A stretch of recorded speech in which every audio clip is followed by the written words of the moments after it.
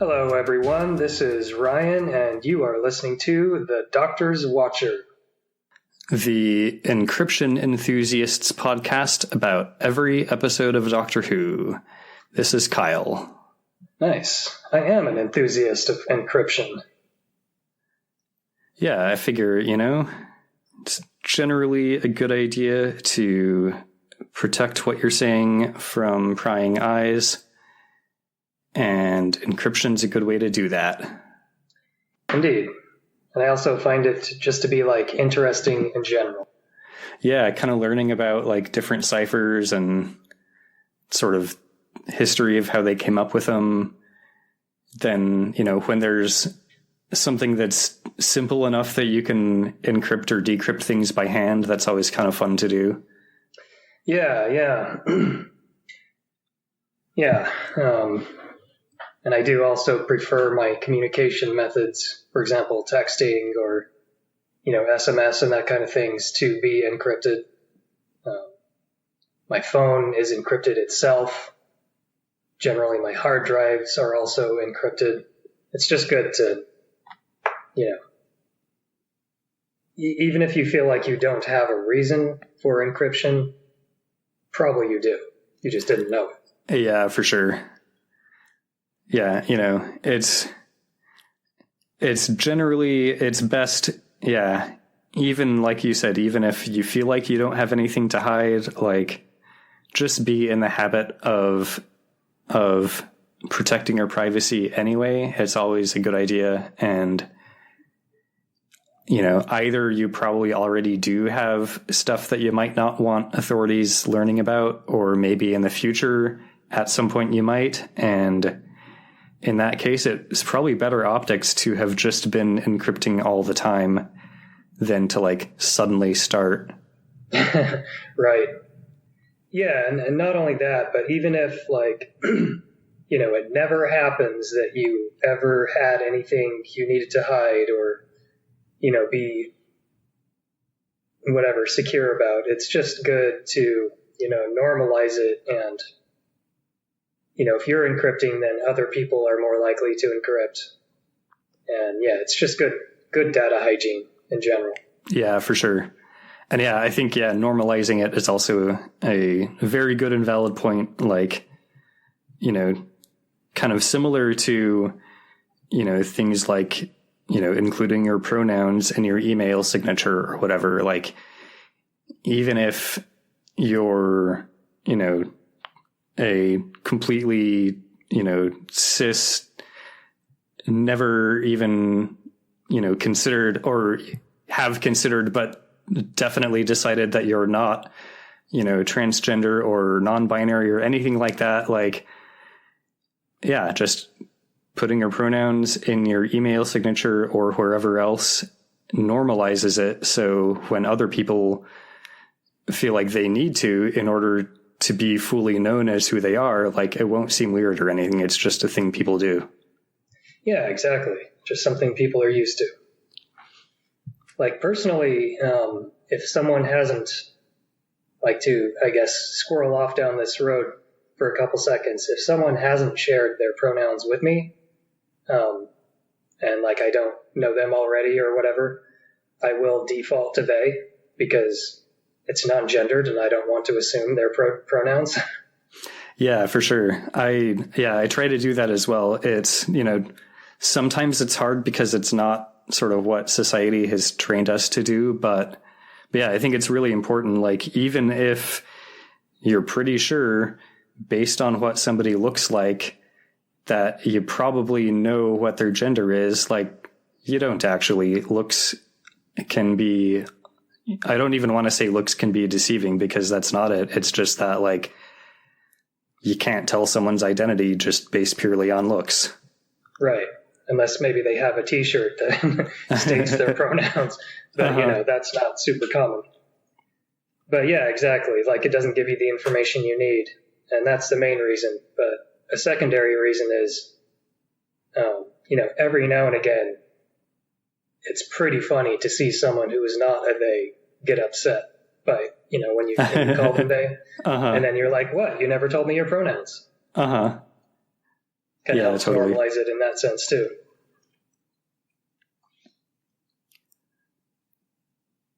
I felt like I was going to say something else about it, but it has slipped my mind, so I guess I'm not. Fair enough. Well, that kind of worked out because I was successfully suppressing a sneeze. Nice. So how have you been since last episode? I've been doing all right. It's been about 5 minutes since we finished the last one, so... Nice. What can happen in 5 minutes? Drink some water, stretched a bit. Yeah, same. The water here tastes different than what I'm used to, but that's okay. Oh, yeah, I bet. It's kind of funny because the dishwasher here in this Airbnb, it's fine. It works. But there's like this huge difference in the cleanliness of like my mug, because I have this like big beer mug. Even though I don't drink beer anymore, I use it for water because it can hold a crap ton of water, and it's a lot more efficient. Mm-hmm. And I use it for like a few days at a time. So like sometimes it kind of gets like little water marks along the inside from whatever being refilled and drying out a little bit over and over a few days. And my old dishwasher at the old house, the only difference I can think of between that dishwasher and this one is the little soap drawer, like that little door thing for the soap section. It didn't close.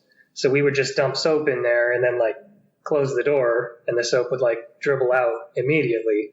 Where the one here, the soap door closes. So the soap only goes out, I guess, at whatever phase it's supposed to be released during the dishwashing cycle or whatever. Uh-huh. But when I dishwashed my mug here, like all of the little water, marks and little dried minerals or whatever that is, totally erased from my mug. Where the last dishwasher, like it didn't erase them all. And I wonder if like that's the critical difference, the soap coming out only when it's meant to come out. That could be, I have to imagine that, they've probably spent hundreds of engineer man hours, like figuring out sort of the best way for the dishwasher to work and like, kind of, I don't know, doing a pre-rinse and then getting the soap on it and that sort of thing.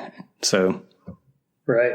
Optimal soap injection times. Uh-huh. Anyway, kind of thought that was weird, but totally irrelevant. Nice.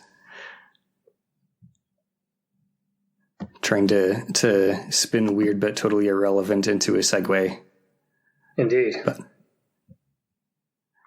I guess speaking of things that are weird and totally irrelevant, do you want to talk about an old sci-fi show from the 60s? Indeed. I'm a fan of weird and totally irrelevant stuff. Let's talk about that. Nice.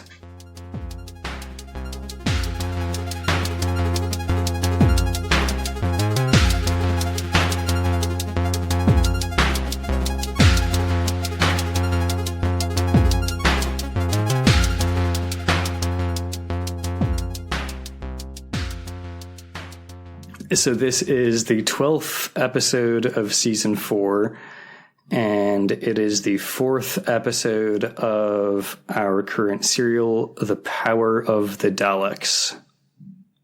And we know from last episode they have now achieved quite a bit of like actual power, like being plugged in. Uh-huh. So how did you watch this one? This one, I stuck with the BritBox BBC animation. I didn't really have anything in particular to note about it this time, but still going with that. Cool. I might, spoiler, this is not the last episode of the serial. I might try to find like either the more recent special edition animation or like the color version or something for some, later episodes in the serial, or I might just stick with what BritBox has. We'll see. Cool. Yeah, I imagine it might be kind of interesting to compare the different versions. Yeah, for sure. Do you recall from our previous episode what our Cliffdingler was? Yeah, the all three Daleks were powered up and hanging out together and doing kind of a He-Man-esque chant about having power. And they'd all been disarmed, but of course we don't trust that at all. But Right. Lesterson seems to. Yeah, Lesterson's just kind of like hanging out in the lab and watching as they do their chanting. Right. Oh, and Polly has been, I guess, kidnapped, knocked unconscious using some sort of whatever, like some vile material on a piece of cloth and kidnapped by the rebels. So we don't know her status either. Yeah, I guess we haven't seen her in a little bit, actually. Yeah, this episode starts out still in the lab with, Lesterson watching the Daleks chant. And he actually does seem maybe a little bit concerned by the fact that they're all chanting about getting power. He goes over to the generator and turns the power on the generator like way down. And he reminds the Daleks that he's in charge of them. I gave you each a special charge to bring you back to life. Any further power you need must come from this generator, and I control it. And the first Dalek is basically just like... So Lesterson turns the power back up. I mean, if I'm being honest, it might have been fun to join the chant just for like a couple chants and then turn the power down. I don't know. Uh-huh. Yeah, I don't know. The Daleks might kind of look at you funny for joining in on their chant, though, but... That's true, but I mean, if you're chanting in public, yeah, you got to accept that maybe someone's going to join your chant. Yeah, totally. The second and the third Daleks both roll themselves back into the space capsule. To await your orders, Master. And the first Dalek shows Lesterson the blueprints it made for the new and improved Meteor Storm computer. Cool name. Uh-huh. Back in the governor's office, of course, our actual governor, Hensel, is out touring the colony, and the head of security, Bragan, has been appointed as deputy governor. So Bragan is in the governor's office, and it seems that the colony communications have just been restored. They've, been down for an episode or two after the radio room got fucked up, but it seems like they're restored when Ben and the doctor burst into the governor's office and they tell Bragan about the note that they received about Polly, like the kidnap ransom note, essentially. Mm-hmm. But not before the doctor admires Bragan's deputy governor uniform. Oh, what a nice new uniform. Very smart, very smart. I would like a hat like that. Bragan's not really interested in helping them find Polly, though. He just doesn't really seem to give a shit. A Dalek rolls into the office. It's got like a glass of water on a plate, which is essentially suction cupped to its plunger arm, and, drives this glass of water over to Bragan. And the doctor's like, what the fuck? They just have free run of the colony now? And the Dalek is like, We obey.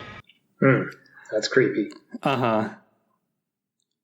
The Doctor notices that the floors are not made of metal, and he's remembering the first Dalek serial way back in season 1, where the Daleks are powered by static electricity supplied through the floor.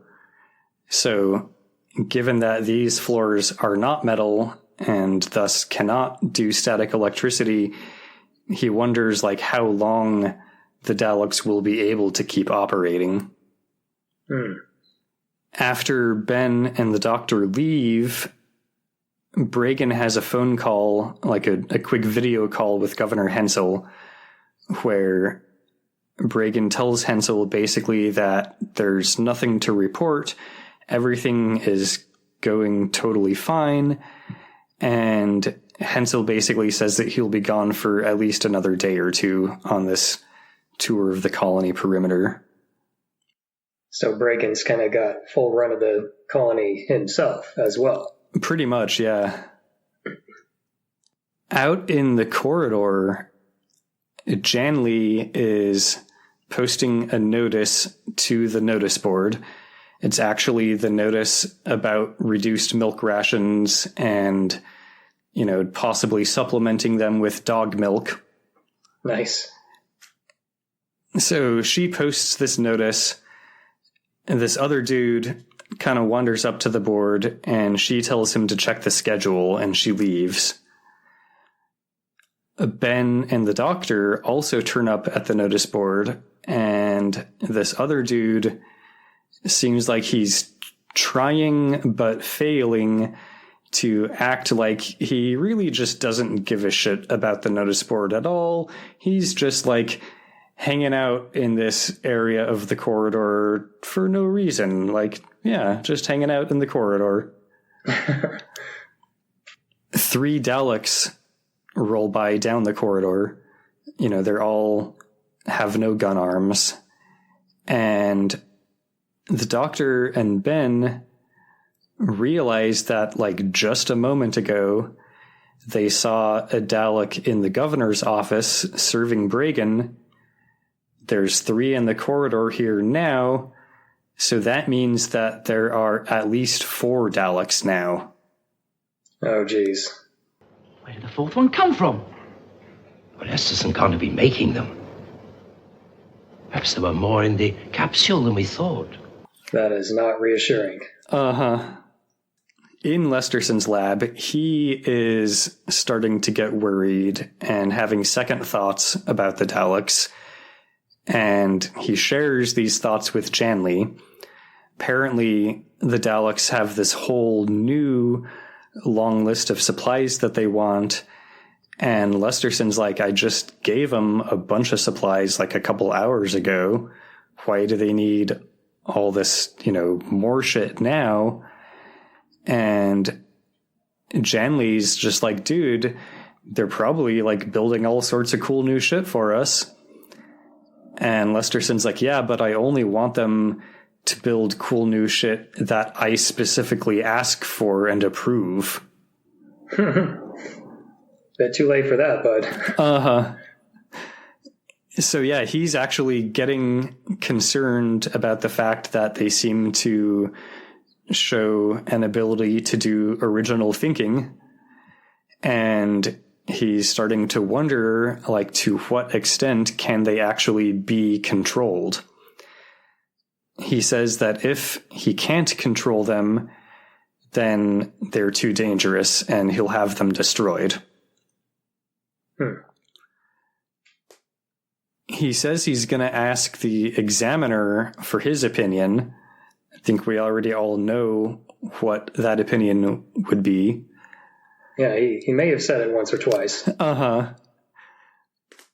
But Janley advises him not to do this because he doesn't want the examiner to find out about Resno, who Janley now reveals to Lesterson is actually dead. Lesterson's like, what the fuck? And, he's like, we have to report this. What about the body? And Jan Lee's just like, don't worry, no one will find the body. And basically says that that Lesterson's experiments were too important to concern him with Resno. Lesterson's like, dude, you fucked up. More important than human life. No, I won't accept that. Fair point. It was pretty presumptuous, I guess, of Janley to just make that decision for them. Uh-huh. At least from his point of view. Of course, Janley's got more going on than probably he realizes. Yeah. Yeah, so he's like, we need to like actually deal with the fact that this dude was killed. But Janley starts kind of floating the idea of blackmailing Lesterson. She basically tells Lesterson that he murdered Resno through his own carelessness and that it's just his word against hers about what actually happened. Not totally wrong. Uh-huh.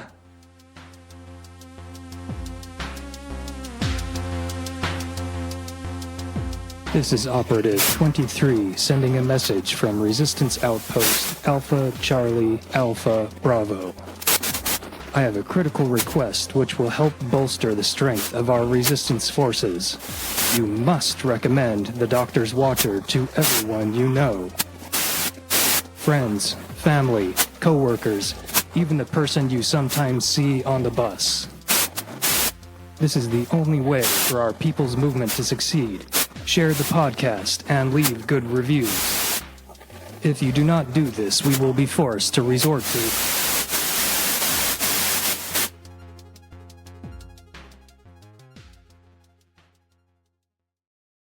Ben and the Doctor come into the lab asking about Polly.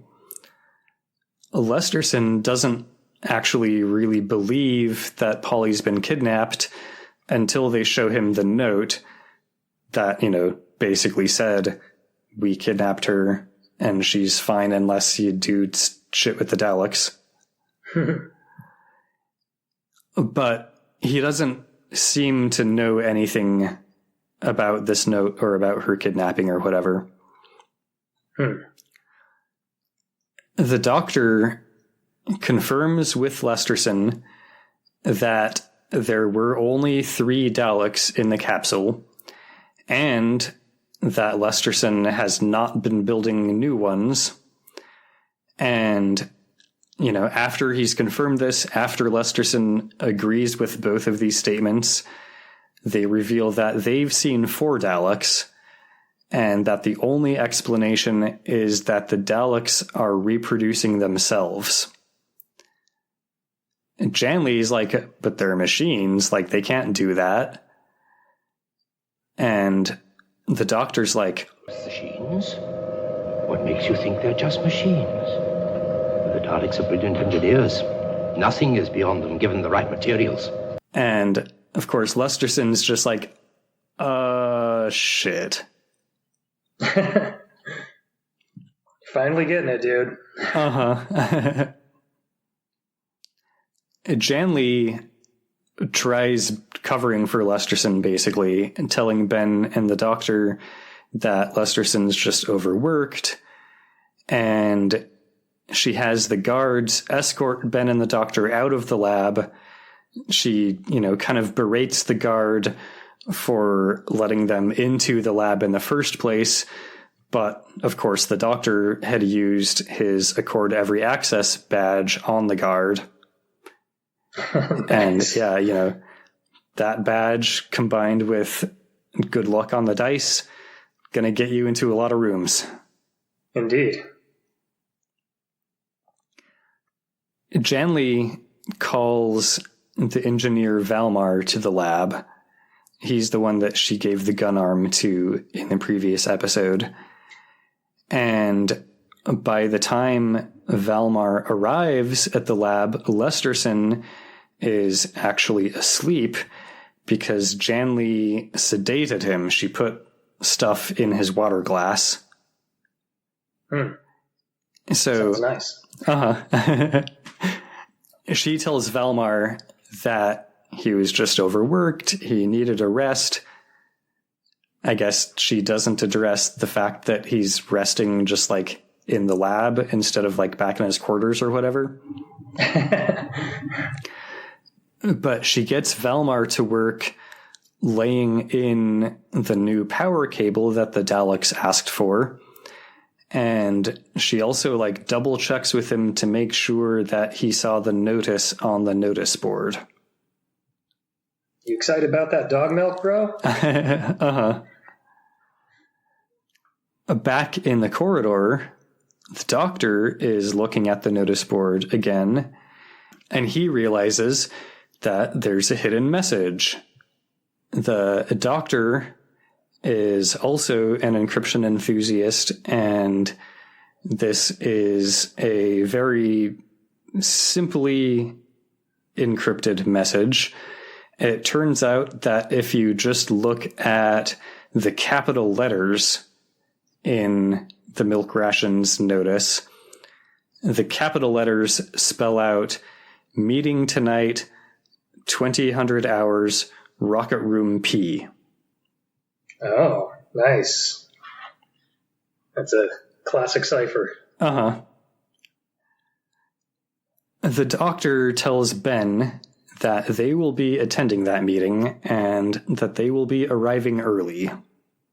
We cut to Rocket Room P sometime later, where Ben and the doctor are hidden behind stacks of boxes. Some various rebels start coming into the room, Janley and Valmar, various other people, and once there's a group assembled, Janley pulls the Dalek gun arm out of a box, and Valmar reattaches it to the Dalek that is also in this room. Apparently, he has attached a control device to the gun arm, so theoretically, Valmar controls whether the gun arm actually gets any power or not.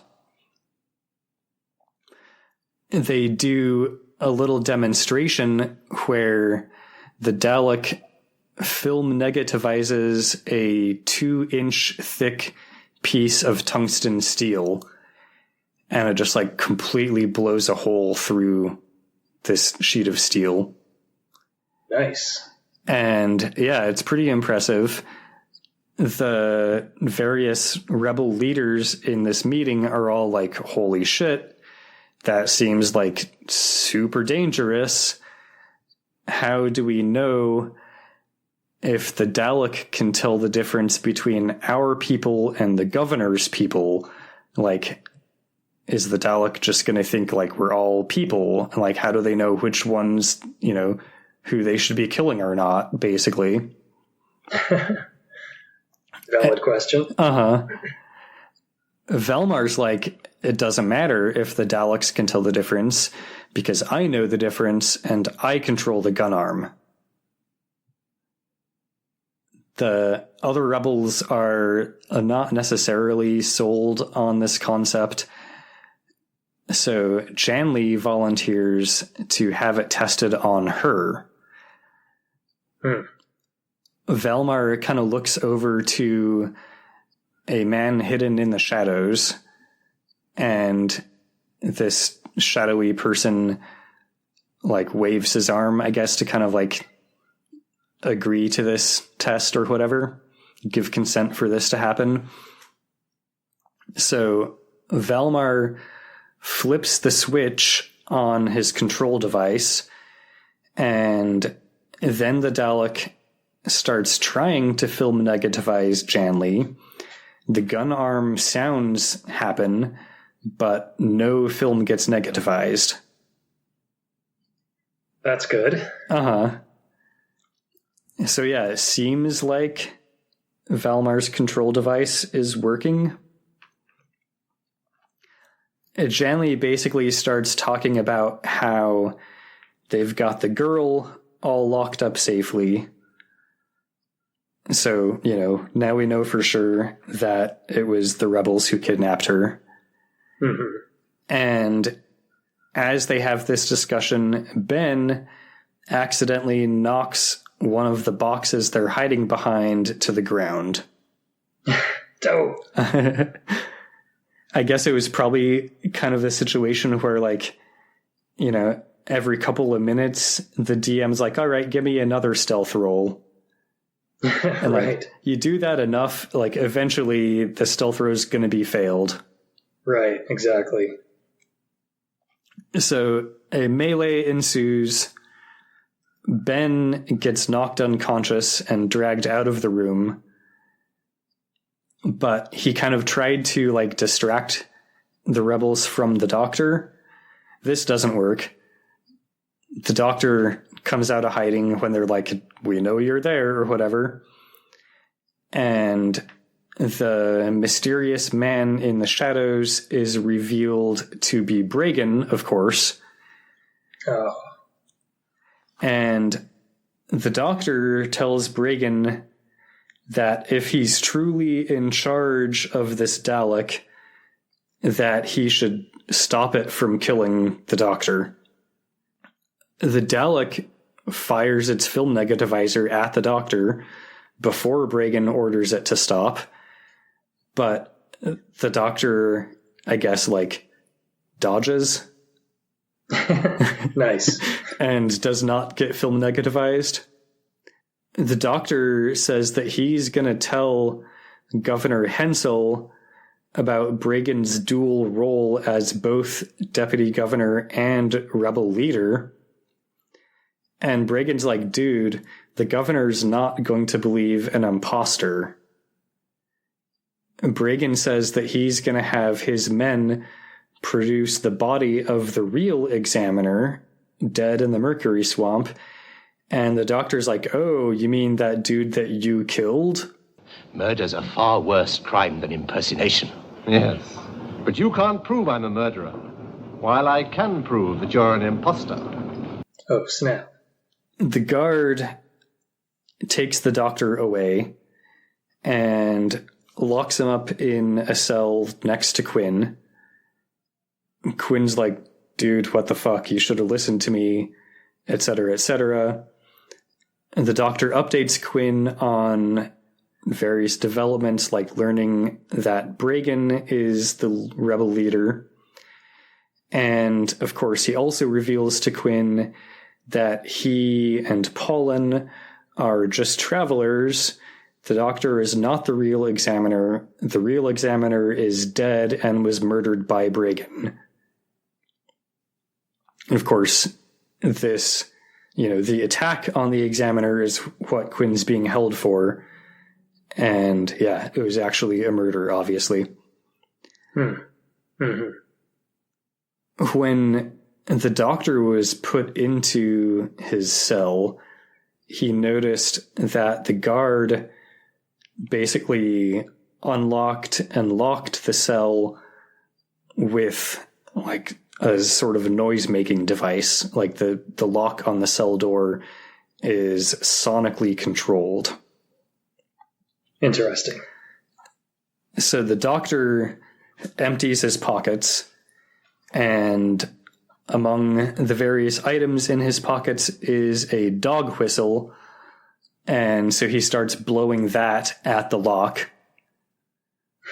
We do hear a dog in the background start barking, but the lock doesn't open. Oh, man. That in itself is an interesting form of encryption, kind of. As well. Yeah, it was kind of neat. Lesterson wakes up.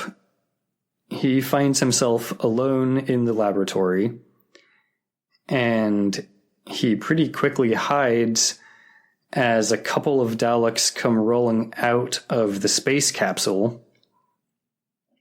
One of these Daleks assigns the other one to go stand guard outside the communications room, and Lesterson's like, They're conspiring together. Oh, why didn't I realize? The examiner was right. They are evil. So yeah, a bit late. I guess it's good that he's coming to it at least now, though. Yeah, better late than never, but yeah, quite late, man. Uh-huh. He continues watching from his hiding spot as a couple more Daleks come rolling out of the space capsule. So this confirms for him that there are at least 4, because he's seeing 4, like, all together at once. After these Daleks all leave the room, Lesterson heads into the space capsule himself to start poking around and investigating. And he finds an observation room, which has a window that he can look through to see basically a whole Dalek production line. Oh, crap. We see like several Dalek bottom halves moving down a conveyor. And they kind of roll into this area where there's a Dalek that has kind of a kitchen strainer arm in place of its plunger arm.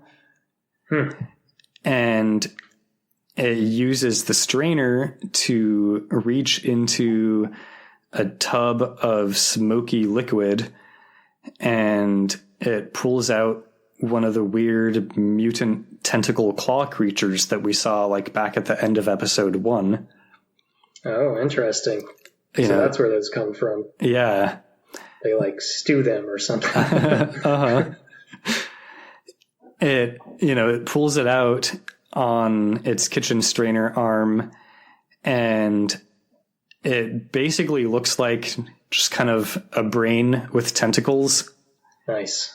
There's another Dalek that has a cattle prod arm in place of its plunger arm, and it uses its cattle prod arm to zap the tentacle brain, which starts squealing and twitching, and then kitchen strainer Dalek dumps the squealing and twitching tentacle brain into a Dalek bottom half, which all this machinery then lowers a Dalek top half onto it, and this almost completed Dalek rolls down the conveyor belt into the next chamber of the production line, where plunger arms and gun arms and eye stalks all get installed.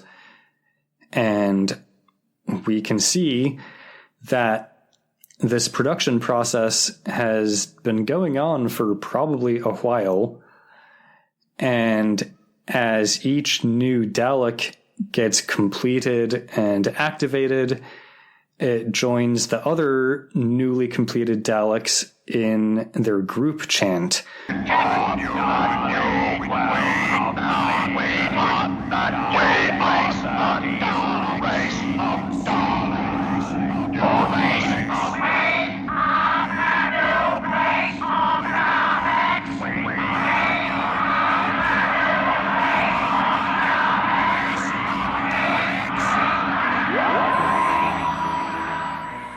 Wow, creepy. Uh-huh. And as the camera zooms out and it becomes clear that there are dozens of Daleks now, the words on the screen say Doctor Who Patrick Troughton.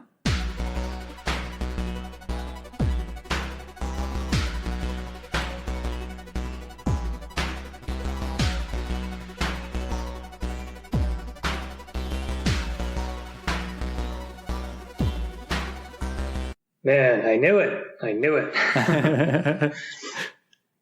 It's like you can't just have a few, they become lots. Uh-huh.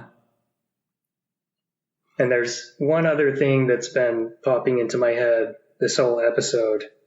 Join in the chant. Join in the chant. Yeah, like if Lesterson just also starts chanting about being the new race of Daleks, like maybe they'll accept him. Yeah. We saw either way, chants are fun. We saw Ian roll around inside a Dalek shell, like way back in season 1. Like maybe they'll put Lesterson into a Dalek shell. Yeah, like as long as he's kind of their useful stooge, he might live. Well, that's awesome. Yeah, man, I wondered. I mean, I kind of started to get the theory, like once they were, ordering all those different materials and all the power and all that, it's like, okay, like, are they going to be replicating gun arms for themselves or what? But, it turns out they're even smarter than that. And they were just, pretty much doing the Dalek version of birth. I guess zapping the brain is kind of the same. Their version of like spanking a newborn baby to get it to, breathe and cry and whatnot. Right, yeah. But it's like a brutal, messed up version. Awesome. I like it. Yeah. I think I don't know. I think Lesterson seems like even more of an idiot now though, because like they've built like dozens of Daleks. That's going to take like huge amounts of material, right? Like these Dalek shells are not small. Like that's a lot of metal, a lot of electronics, a lot of shit. And he's just like giving them all this stuff without questioning. He's like, yeah, like they told me that they would make a new computer, which I saw the blueprints for. So I should know like what materials are required for the Meteor Storm computer. Right. But sure. What did you think they were doing, dude? So, yeah. Curious to see kind of how he deals with all of this and if anything is going to happen to him or, if he's just going to kind of get away with having been an idiot that nearly destroyed the colony, might still destroy the colony. We don't know yet. Right. My current theory is that he's probably going to be one of the first ones who gets film negativized. He'll probably like finally decide, oh, maybe I should do something about this. And yeah, that's going to be that for him. Yeah. That's my prediction. Yeah, I think that seems fairly likely. Like at this point, the Daleks still think that he's basically just kind of their patsy. They probably don't know yet that he's starting to question things and starting to realize that actually this was a really bad idea. But yeah, as soon as they know that he knows that this was a bad idea, it's going to be all over for him. Yeah, like if he's pretty resourceful and like manages to escape or at least, attempts to slow them down, maybe he can redeem himself. But yeah, I guess we'll see how smart he actually is probably next episode.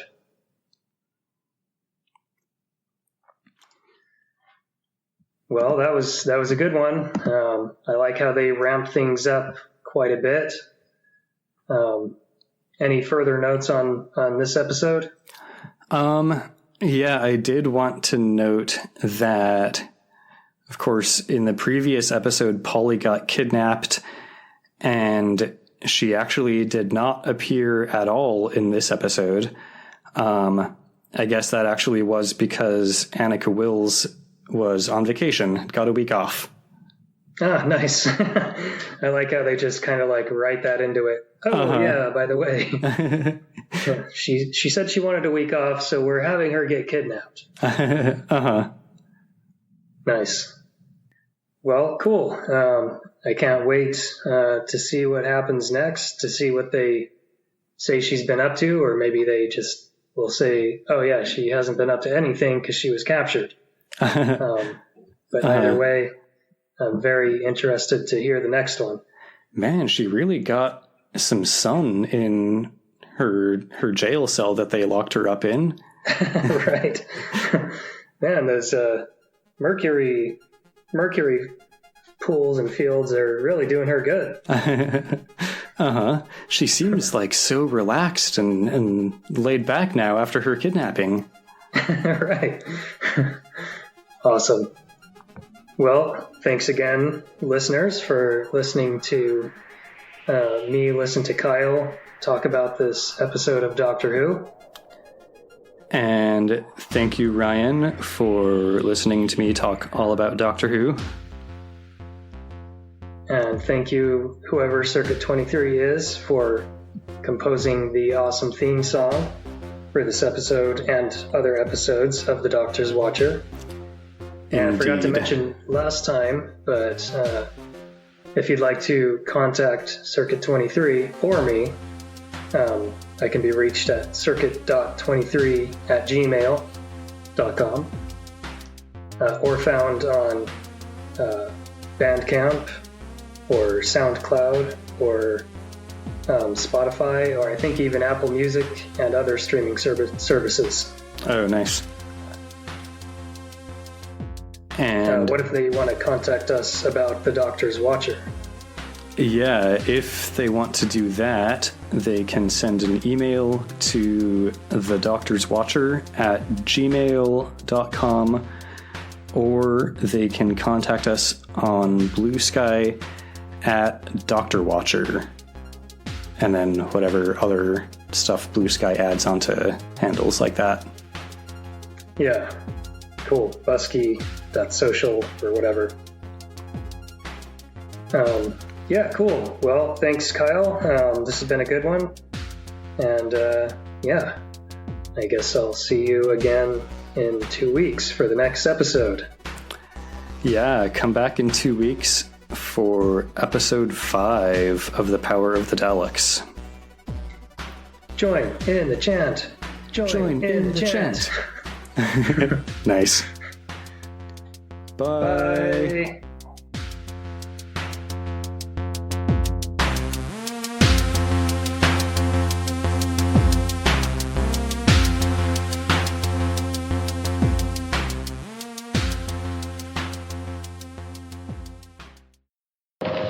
I told the guard that no one was to be allowed in. Accord every access, remember? We're looking for Polly. Well, she isn't here, and I haven't seen her. Well, she's been kidnapped. Sounds a little unlikely. Oh, it does it? Well, we've got this note which tells us so. I'm very sorry, but I don't know anything about it. Lesterson, Yes, you haven't been building Daleks, have you? building. No, I wouldn't know how to begin. And there were only 3 in the capsule? Yes. Well, we've just seen 4. 1 in the governor's office and 3 in the corridor. That's not possible. There's only one explanation. The Daleks are reproducing themselves.